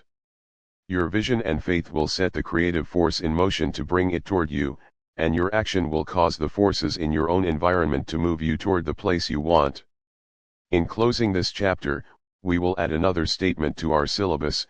There is a thinking stuff from which all things are made, and which, in its original state, permeates, penetrates, and fills the interspaces of the universe. A thought, in this substance, produces the thing that is imaged by the thought. Man can form things in his thought, and, by impressing his thought upon formless substance, can cause the thing he thinks about to be created. In order to do this, man must pass from the competitive to the creative mind. He must form a clear mental picture of the things he wants, and hold this picture in his thoughts with the fixed purpose to get what he wants, and the unwavering faith that he does get what he wants, closing his mind to all that may tend to shake his purpose, dim his vision, or quench his faith. That he may receive what he wants when it comes, man must act now upon the people and things in his present environment. 51 Chapter 12 Efficient Action. You must use your thought as directed in previous chapters, and begin to do what you can do where you are, and you must do all that you can do where you are. You can advance only by being larger than your present place, and no man is larger than his present place who leaves undone any of the work pertaining to that place. The world is advanced only by those who more than fill their present places. If no man quite filled his present place, you can see that there must be a going backward in everything. Those who do not quite fill their present places are dead weight upon society, government, commerce, and industry. They must be carried along by others at a great expense. The progress of the world is retarded only by those who do not fill the places they are holding. They belong to a former age and a lower stage or plane of life, and their tendency is toward degeneration. No society could advance if every man was smaller than his place. Social evolution is guided by the law of physical and mental evolution. In the animal world, evolution is caused by excess of life. When an organism has more life than can be expressed in the functions of its own plane, it develops the organs of a higher plane, and a new species is originated. There never would have been new species had there not been organisms which more than filled their places. The law is exactly the same for you. Your getting rich depends upon your applying this principle to your own affairs. Every day is either a successful day or a day of failure, and it is the successful days which get you what you want. If every day is a failure, you can never get rich, while if every day is a success, you cannot fail to get rich. If there is something that may be done today, and you do not 52 the science of getting rich do it, you have failed in so far as that thing is concerned, and the consequences may be more disastrous than you imagine. You cannot foresee the results of even the most trivial act. You do not know the workings of all the forces that have been set moving in your behalf. Much may be depending on your doing some simple act. It may be the very thing which is to open the door of opportunity to very great possibilities. You can never know all the combinations which Supreme Intelligence is making for you in the world of things and of human affairs. Your neglect or failure to do some small thing may cause a long delay in getting what you want. Do, every day, all that can be done that day.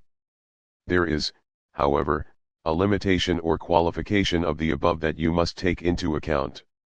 You are not to overwork, nor to rush blindly into your business in the effort to do the greatest possible number of things in the shortest possible time.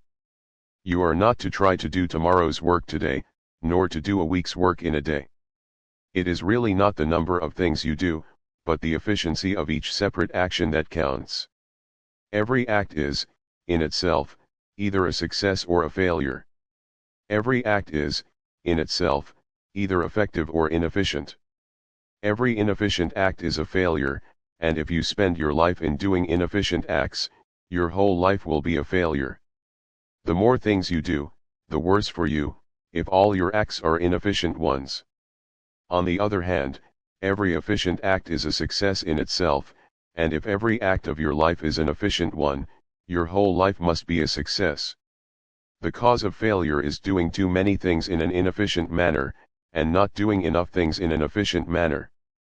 53 www.obooko.com. You will see that it is a self-evident proposition that if you do not do any inefficient acts, and if you do a sufficient number of efficient acts, you will become rich. If, now, it is possible for you to make each act an efficient one, you see again that the getting of riches is reduced to an exact science, like mathematics. The matter turns, then, on the questions whether you can make each separate act a success in itself.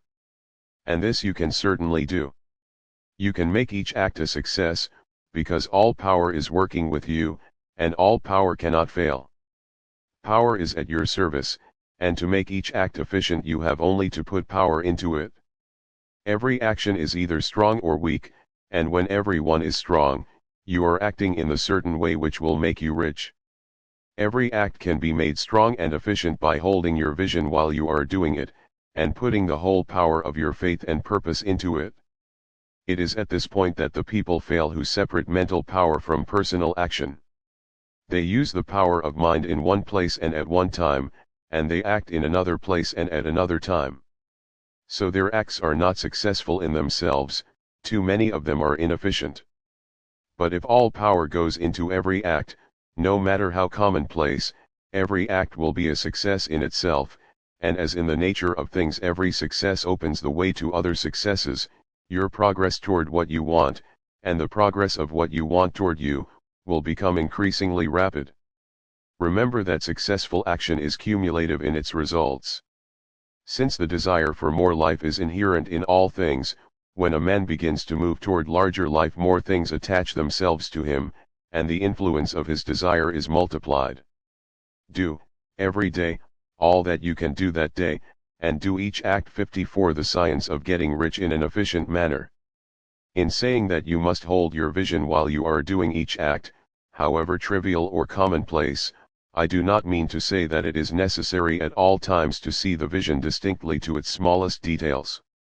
It should be the work of your leisure hours to use your imagination on the details of your vision, and to contemplate them until they are firmly fixed upon memory.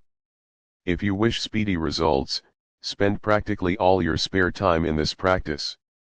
By continuous contemplation you will get the picture of what you want, even to the smallest details, so firmly fixed upon your mind, and so completely transferred to the mind of formless substance, that in your working hours you need only to mentally refer to the picture to stimulate your faith and purpose, and cause your best effort to be put forth.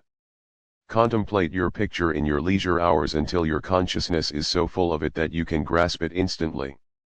You will become so enthused with its bright promises that the mere thought of it will call forth the strongest energies of your whole being. Let us again repeat our syllabus, and by slightly changing the closing statements bring it to the point we have now reached. There is a thinking stuff from which all things are made, and which, in its original state, permeates, penetrates, and fills the interspaces of the universe. A thought, in this substance, produces the thing that is imaged by the thought. Man can form things in his thought, and, by impressing his thought upon formless substance, can cause the thing he thinks about to be created. In order to do this, man must pass from the competitive to the creative mind. He must form a clear mental picture of the things he wants, and do, with faith and purpose, all that can be done each day, doing each separate thing in an efficient manner. 55 Chapter 13 Getting into the right business. Success, in any particular business, depends for one thing upon your possessing in a well-developed state the faculties required in that business. Without good musical faculty no one can succeed as a teacher of music. Without well-developed mechanical faculties no one can achieve great success in any of the mechanical trades. Without tact and the commercial faculties no one can succeed in mercantile pursuits. But to possess in a well-developed state the faculties required in your particular vocation does not ensure getting rich.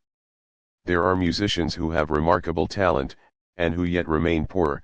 There are blacksmiths, carpenters, and so on who have excellent mechanical ability, but who do not get rich, and there are merchants with good faculties for dealing with men who nevertheless fail. The different faculties are tools. It is essential to have good tools, but it is also essential that the tools should be used in the right way. One man can take a sharp saw, a square, a good plane, and so on, and build a handsome article of furniture. Another man can take the same tools and set to work to duplicate the article, but his production will be a botch. He does not know how to use good tools in a successful way. The various faculties of your mind are the tools with which you must do the work which is to make you rich. It will be easier for you to succeed if you get into a business for which you are well equipped with mental tools. Generally speaking, you will do best in that business which will use your strongest faculties, the one for which you are naturally best fitted. But there are limitations to this statement, also. No man should regard his vocation as being irrevocably fixed by the tendencies with which he was born. You can get rich in any business, for if you have not the 56 the science of getting rich right talent for you can develop that talent, it merely means that you will have to make your tools as you go along, instead of confining yourself to the use of those with which you were born. It will be easier for you to succeed in a vocation for which you already have the talents in a well-developed state, But you can succeed in any vocation, for you can develop any rudimentary talent, and there is no talent of which you have not at least the rudiment. You will get rich most easily in point of effort, if you do that for which you are best fitted, but you will get rich most satisfactorily if you do that which you want to do. Doing what you want to do is life, and there is no real satisfaction in living if we are compelled to be forever doing something which we do not like to do, and can never do what we want to do. And it is certain that you can do what you want to do. The desire to do it is proof that you have within you the power which can do it. Desire is a manifestation of power. The desire to play music is the power which can play music seeking expression and development. The desire to invent mechanical devices is the mechanical talent seeking expression and development. Where there is no power, either developed or undeveloped, to do a thing, there is never any desire to do that thing, and where there is strong desire to do a thing, it is certain proof that the power to do it is strong, and only requires to be developed and applied in the right way. All things else being equal, it is best to select the business for which you have the best developed talent, but if you have a strong desire to engage in any particular line of work, you should select that work as the ultimate end at which you aim. You can do what you want to do, and it is your right and privilege to follow the business or avocation which will be most 57 www.obooko.com congenial and pleasant. You are not obliged to do what you do not like to do, and should not do it except as a means to bring you to the doing of the thing you want to do. If there are past mistakes whose consequences have placed you in an undesirable business or environment, you may be obliged for some time to do what you do not like to do, but you can make the doing of it pleasant by knowing that it is making it possible for you to come to the doing of what you want to do. If you feel that you are not in the right vocation, do not act too hastily in trying to get into another one. The best way, generally, to change business or environment is by growth. Do not be afraid to make a sudden and radical change if the opportunity is presented, and you feel after careful consideration that it is the right opportunity, but never take sudden or radical action when you are in doubt as to the wisdom of doing so. There is never any hurry on the creative plane, and there is no lack of opportunity. When you get out of the competitive mind, you will understand that you never need to act hastily. No one else is going to beat you to the thing you want to do. There is enough for all. If one space is taken, another and a better one will be opened for you a little farther on. There is plenty of time. When you are in doubt, wait. Fall back on the contemplation of your vision, and increase your faith and purpose, and by all means, in times of doubt and indecision, cultivate gratitude. A day or two spent in contemplating the vision of what you want, and in earnest thanksgiving that you are getting it, will bring your mind into such close relationship with the Supreme that you will make no mistake when you do act. There is a mind which knows all there is to know, and you can come into close unity with this mind by faith and the purpose to advance in life, if you have deep gratitude. 58. The science of getting rich. Mistakes come from acting hastily, or from acting in fear or doubt, or in forgetfulness of the right motive, which is more life to all, and less to none. As you go on in the certain way, opportunities will come to you in increasing number, and you will need to be very steady in your faith and purpose, and to keep in close touch with the All-Mind by reverent gratitude. Do all that you can do in a perfect manner every day, but do it without haste, worry, or fear. Go as fast as you can, but never hurry.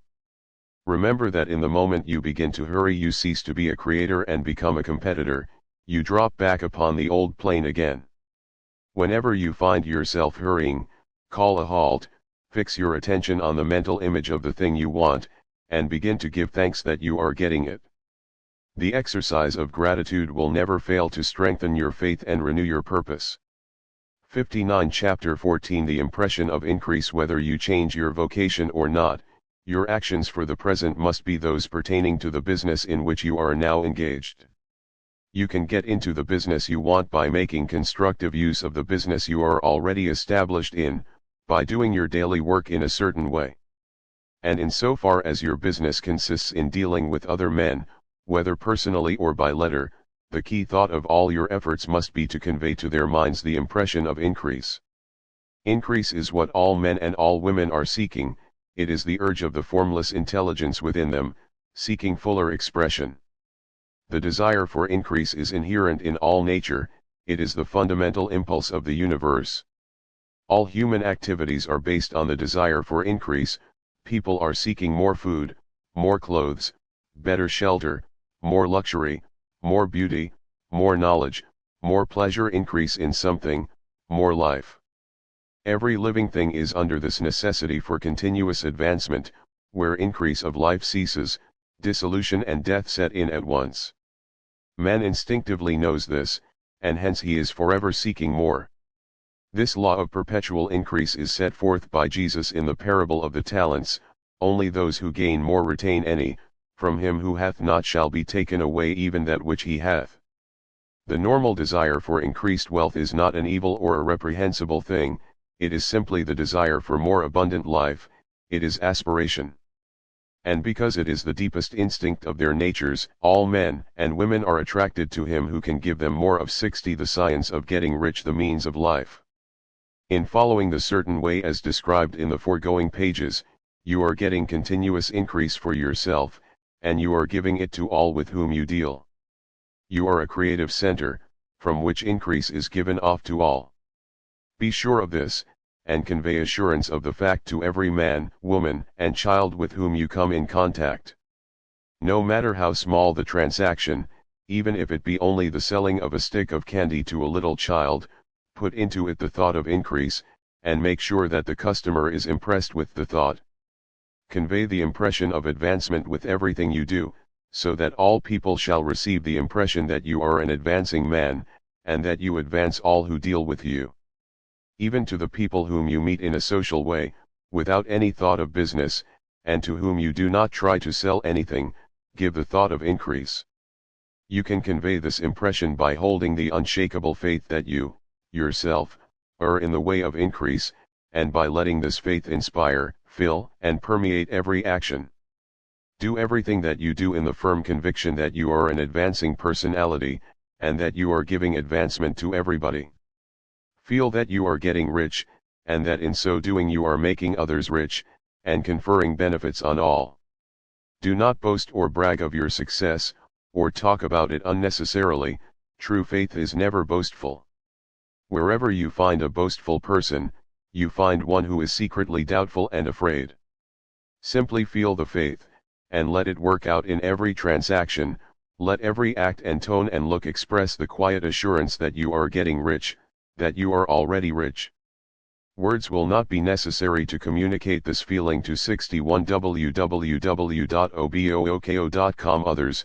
They will feel the sense of increase when in your presence, and will be attracted to you again. You must so impress others that they will feel that in associating with you they will get increase for themselves. See that you give them a use value greater than the cash value you are taking from them. Take an honest pride in doing this, and let everybody know it, and you will have no lack of customers. People will go where they are given increase, and the Supreme, which desires increase in all, and which knows all, will move toward you men and women who have never heard of you. Your business will increase rapidly, and you will be surprised at the unexpected benefits which will come to you. You will be able from day to day to make larger combinations, secure greater advantages, and to go on into a more congenial vocation if you desire to do so. But in doing all this, you must never lose sight of your vision of what you want, or your faith and purpose to get what you want. Let me here give you another word of caution in regard to motives. Beware of the insidious temptation to seek for power over other men. Nothing is so pleasant to the unformed or partially developed mind as the exercise of power or dominion over others. The desire to rule for selfish gratification has been the curse of the world. For countless ages kings and lords have drenched the earth with blood in their battles to extend their dominions, this not to seek more life for all, but to get more power for themselves. Today, the main motive in the business and industrial world is the same: men marshal their armies of dollars, and lay waste the lives and hearts of millions in the same mad scramble for power over others. Commercial kings, like political kings, are inspired by the lust for power. 62 The science of getting rich. Jesus saw in this desire for mastery the moving impulse of that evil world he sought to overthrow. Read the 23rd chapter of Matthew, and see how he pictures the lust of the Pharisees to be called master, to sit in the high places, to domineer over others, and to lay burdens on the backs of the less fortunate, and note how he compares this lust for dominion with the brotherly seeking for the common good to which he calls his disciples. Look out for the temptation to seek for authority, to become a master, to be considered as one who is above the common herd, to impress others by lavish display, and so on. The mind that seeks for mastery over others is the competitive mind, and the competitive mind is not the creative one. In order to master your environment and your destiny, it is not at all necessary that you should rule over your fellow men, and indeed, when you fall into the world's struggle for the high places, you begin to be conquered by fate and environment, and your getting rich becomes a matter of chance and speculation. Beware of the competitive mind. No better statement of the principle of creative action can be formulated than the favorite declaration of the late Golden Rule Jones of Toledo: "What I want for myself, I want for everybody." 63 Chapter 15 The advancing man. What I have said in the last chapter applies as well to the professional man and the wage earner as to the man who is engaged in mercantile business. No matter whether you are a physician, a teacher, or a clergyman, if you can give increase of life to others and make them sensible of the fact, they will be attracted to you, and you will get rich. The physician who holds the vision of himself as a great and successful healer, and who works toward the complete realization of that vision with faith and purpose, as described in former chapters, will come into such close touch with the source of life that he will be phenomenally successful. Patients will come to him in throngs. No one has a greater opportunity to carry into effect the teaching of this book than the practitioner of medicine. It does not matter to which of the various schools he may belong, for the principle of healing is common to all of them, and may be reached by all alike. The advancing man in medicine, who holds to a clear mental image of himself as successful, and who obeys the laws of faith, purpose, and gratitude, will cure every curable case he undertakes, no matter what remedies he may use. In the field of religion, the world cries out for the clergyman who can teach his hearers the true science of abundant life. He who masters the details of the science of getting rich, together with the allied sciences of being well, of being great, and of winning love, and who teaches these details from the pulpit, will never lack for a congregation. This is the gospel that the world needs. It will give increase of life, and men will hear it gladly, and will give liberal support to the man who brings it to them. What is now needed is a demonstration of the science of life from the pulpit. We want preachers who can not only tell us how, but who in their own persons will show us how. We need the 64 The science of getting rich preacher who will himself be rich, healthy, great, and beloved, to teach us how to attain to these things, and when he comes he will find a numerous and loyal following. The same is true of the teacher who can inspire the children with the faith and purpose of the advancing life. He will never be out of a job. And any teacher who has this faith and purpose can give it to his pupils. He cannot help giving it to them if it is part of his own life and practice. What is true of the teacher, preacher, and physician is true of the lawyer, dentist, real estate man, insurance agent, of everybody. The combined mental and personal action I have described is infallible. It cannot fail. Every man and woman who follows these instructions steadily, perseveringly, and to the letter, will get rich. The law of the increase of life is as mathematically certain in its operation as the law of gravitation. Getting rich is an exact science. The wage earner will find this as true of his case as of any of the others mentioned. Do not feel that you have no chance to get rich because you are working where there is no visible opportunity for advancement, where wages are small and the cost of living high. Form your clear mental vision of what you want, and begin to act with faith and purpose. Do all the work you can do, every day, and do each piece of work in a perfectly successful manner. Put the power of success, and the purpose to get rich, into everything that you do. But do not do this merely with the idea of currying favor with your employer, in the hope that he, or those above you, will see your good work and advance you. It is not likely that they will do so. The man who is merely a good workman, filling his place to the very best of his ability, and satisfied with that, is valuable to his employer, and it is not to the employer's interest to 65 www.obooko.com promote him. He is worth more where he is. To secure advancement, something more is necessary than to be too large for your place. The man who is certain to advance is the one who is too big for his place, and who has a clear concept of what he wants to be, who knows that he can become what he wants to be, and who is determined to be what he wants to be. Do not try to more than fill your present place with a view to pleasing your employer, do it with the idea of advancing yourself. Hold the faith and purpose of increase during work hours, after work hours, and before work hours. Hold it in such a way that every person who comes in contact with you, whether foreman, fellow workman, or social acquaintance, will feel the power of purpose radiating from you, so that everyone will get the sense of advancement and increase from you. Men will be attracted to you, and if there is no possibility for advancement in your present job, you will very soon see an opportunity to take another job. There is a power which never fails to present opportunity to the advancing man who is moving in obedience to law. God cannot help helping you. If you act in a certain way, he must do so in order to help himself. There is nothing in your circumstances or in the industrial situation that can keep you down. If you cannot get rich working for the Steel Trust, you can get rich on a 10-acre farm, and if you begin to move in a certain way, you will certainly escape from the clutches of the Steel Trust and get onto the farm or wherever else you wish to be. If a few thousands of its employees would enter upon the certain way, the Steel Trust would soon be in a bad plight. It would have to give its workingmen more opportunity, or go out of business. Nobody has to work for a trust. The trusts can keep men in so-called hopeless conditions only so long as there are men who are too ignorant to know of the science of getting rich.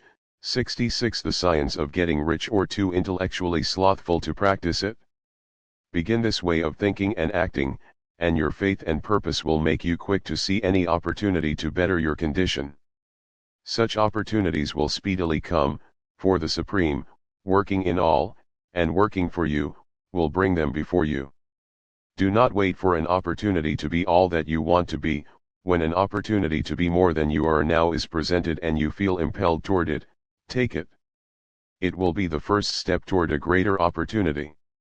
There is no such thing possible in this universe as a lack of opportunities for the man who is living the advancing life.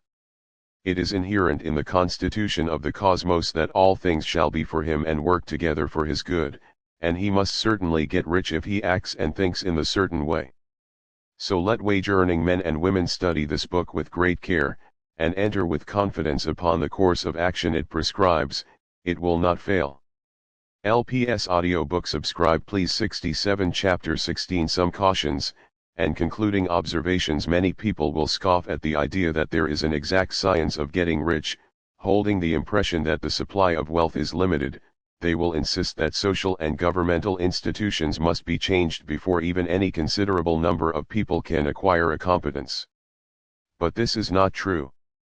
It is true that existing governments keep the masses in poverty, but this is because the masses do not think and act in the certain way. If the masses begin to move forward as suggested in this book, neither governments nor industrial systems can check them.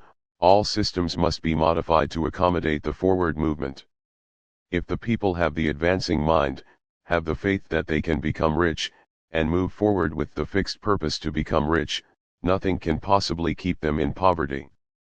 Individuals may enter upon the certain way at any time, and under any government, and make themselves rich, and when any considerable number of individuals do so under any government, they will cause the system to be so modified as to open the way for others. The more men who get rich on the competitive plane, the worse for others. The more who get rich on the creative plane, the better for others. The economic salvation of the masses can only be accomplished by getting a large number of people to practice the scientific method set down in this book, and become rich. These will show others the way, and inspire them with a desire for real life, with the faith that it can be attained, and with the purpose to attain it. For the present, however, It is enough to know that neither 68 the science of getting rich, the government under which you live, nor the capitalistic or competitive system of industry can keep you from getting rich. When you enter upon the creative plane of thought, you will rise above all these things and become a citizen of another kingdom. But remember that your thought must be held upon the creative plane. You are never for an instant to be betrayed into regarding the supply as limited, or into acting on the moral level of competition.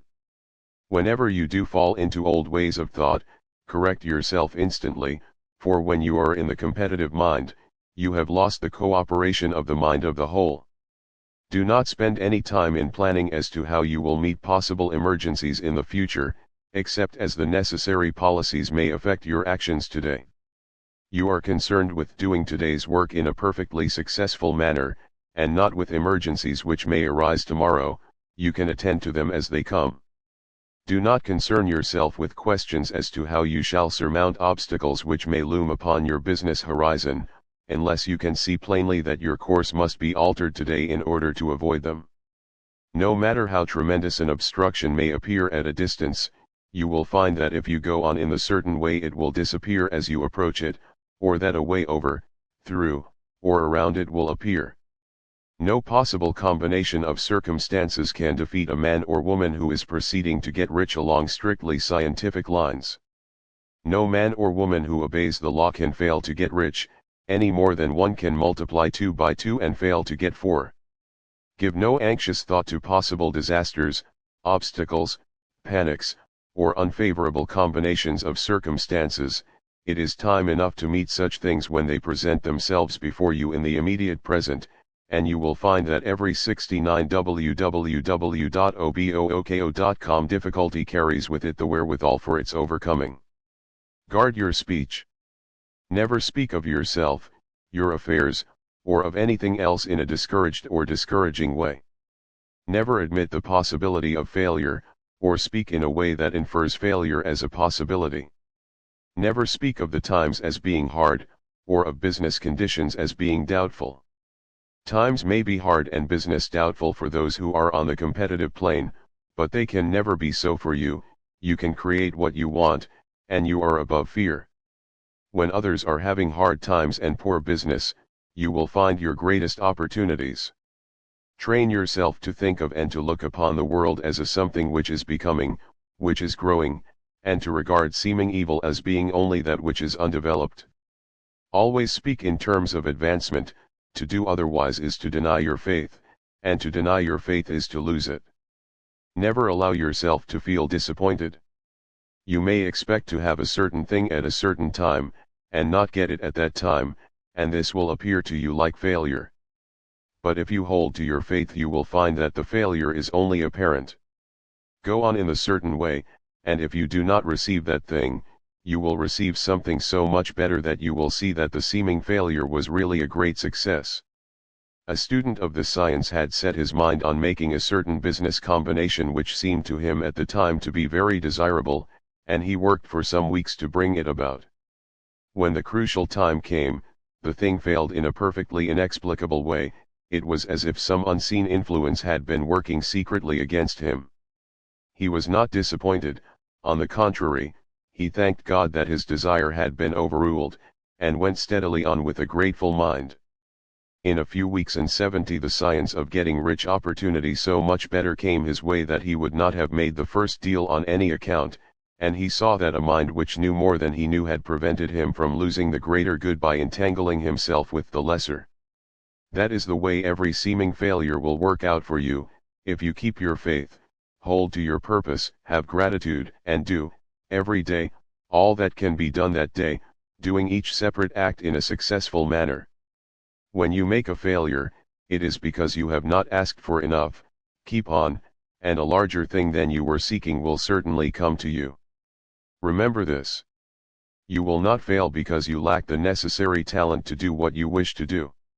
If you go on as I have directed, you will develop all the talent that is necessary to the doing of your work. It is not within the scope of this book to deal with the science of cultivating talent, but it is as certain and simple as the process of getting rich. However, do not hesitate or waver for fear that when you come to any certain place you will fail for lack of ability, Keep right on, and when you come to that place, the ability will be furnished to you. The same source of ability which enabled the untaught Lincoln to do the greatest work in government ever accomplished by a single man is open to you.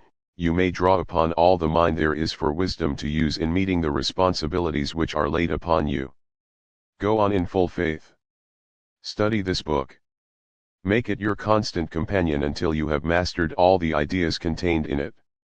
While you are getting firmly established in this faith, you will do well to give up most recreations and pleasure, and to stay away from places where ideas conflicting with these are advanced in lectures or sermons. Do not read pessimistic or conflicting literature, or get into arguments upon the matter.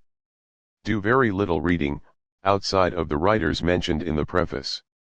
Spend most of your leisure 71 www.obooko.com time in contemplating your vision, and in cultivating gratitude, and in reading this book. It contains all you need to know of the science of getting rich, and you will find all the essentials summed up in the following chapter.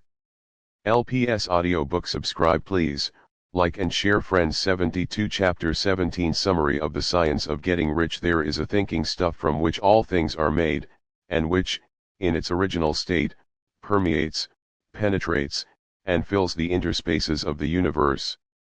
A thought in this substance produces the thing that is imaged by the thought. Man can form things in his thought, and by impressing his thought upon formless substance can cause the thing he thinks about to be created. In order to do this, man must pass from the competitive to the creative mind, otherwise he cannot be in harmony with the formless intelligence, which is always creative and never competitive in spirit. Man may come into full harmony with the formless substance by entertaining a lively and sincere gratitude for the blessings it bestows upon him.